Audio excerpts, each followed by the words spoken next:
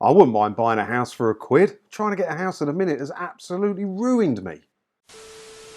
Hi, it's me again, and regular viewers of this channel may know that I'm currently looking for somewhere to live. After a breakup, I've got to find somewhere to live and everything. And I thought, do you know what? I might actually buy. I've never bought anywhere before. I'm going to try and get a mortgage. I'm going to buy somewhere. For the first time ever, I'm going to get on the property ladder like a proper grown-up. And the mortgage I could get approved for was about 130 grand, where I live in Essex, that barely gets you a garage, you know. And I see a headline like this and I'm like, ooh, I'll have some of that. Look at this headline, look. I bought my house for £1. People say it's a terrible place to live, but I love it. Now, stuff like that doesn't really bother me because you spend more time in your house than you do on the street outside your house, don't you? So I can put up with living in a slightly rough area. It doesn't bother me at all. As long as you can shut your door and you've got a nice home when you get in and all your stuff's still there, obviously, then it's not so bad. But, you know, if you like her, she's a single female.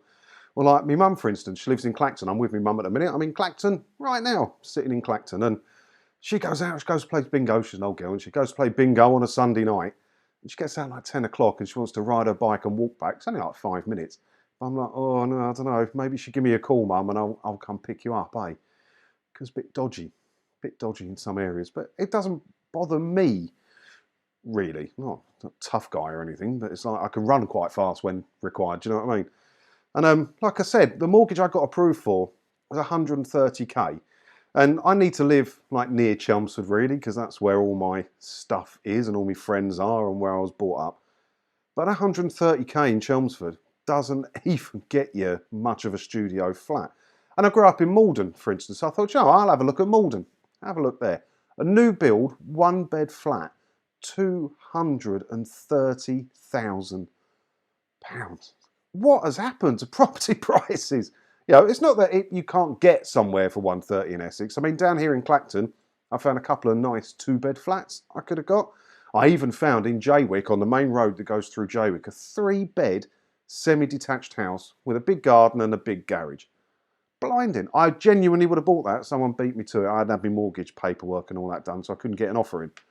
But yeah, I would have had that. Because it doesn't bother me. It doesn't bother me. I grew up sort of around this area. It doesn't bother me at all. But in the end, I had to rent, and it's costing me a blooming fortune. But let's see what these £1 houses are all about. Because I don't mean to brag here, but you know, if I emptied my bank account out, I could probably buy 10 of these £1 houses, you know.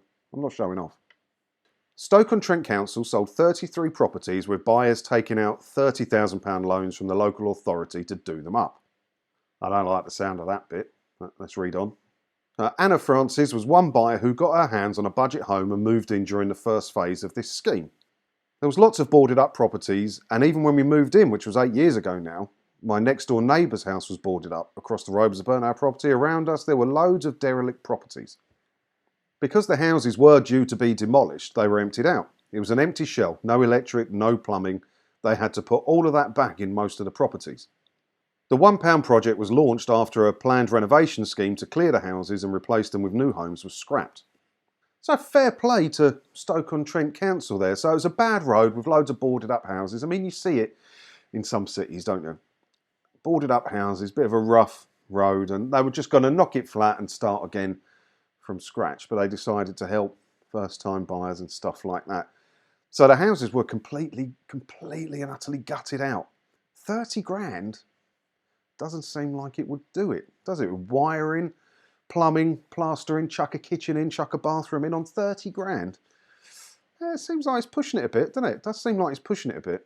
We may have to have a few quid to make up the difference there. But, you know, at the end of it, you're probably mortgage free there, she is, in a nice little house, in an up-and-coming-ish area that's getting better by the day. So fair play to the council for doing stuff like that. I wish my local council would do something like that. I'd do that. I would be all over that. I mean, so let's say she took the 30 grand loan out. Let's say she might put another 10 into it on her own. So she's into this for £40,001. Yeah, there is a possibility that the house isn't actually worth that, but it might be one day. And she got to build it up and make it.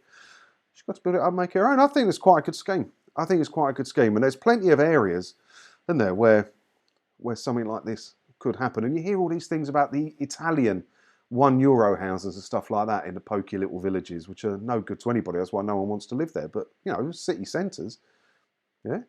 Fair play to Stoke-on-Trent Council for that one, I think.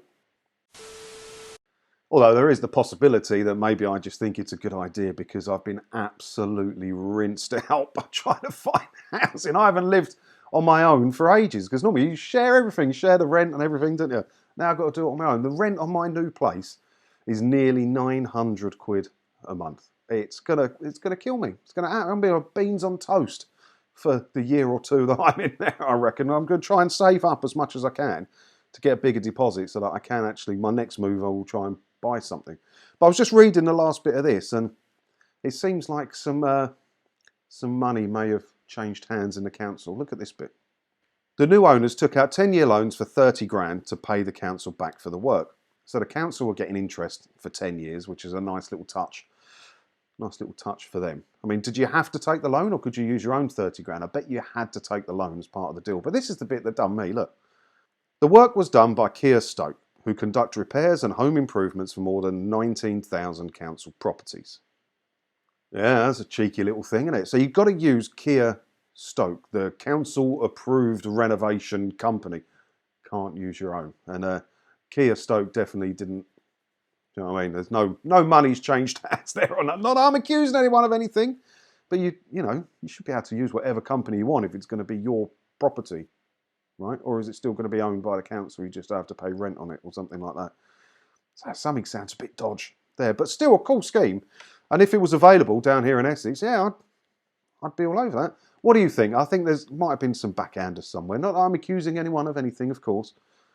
It just sounds a bit iffy to me, doesn't it? But would you go in for something like this? Do you think it's a good idea, or has she been done? Let me know what you think down in the comments below. And as always, thanks for watching, and don't forget to hit the subscribe button if you haven't already, because that way, hopefully, I'll see you in another video again soon when I ta-da.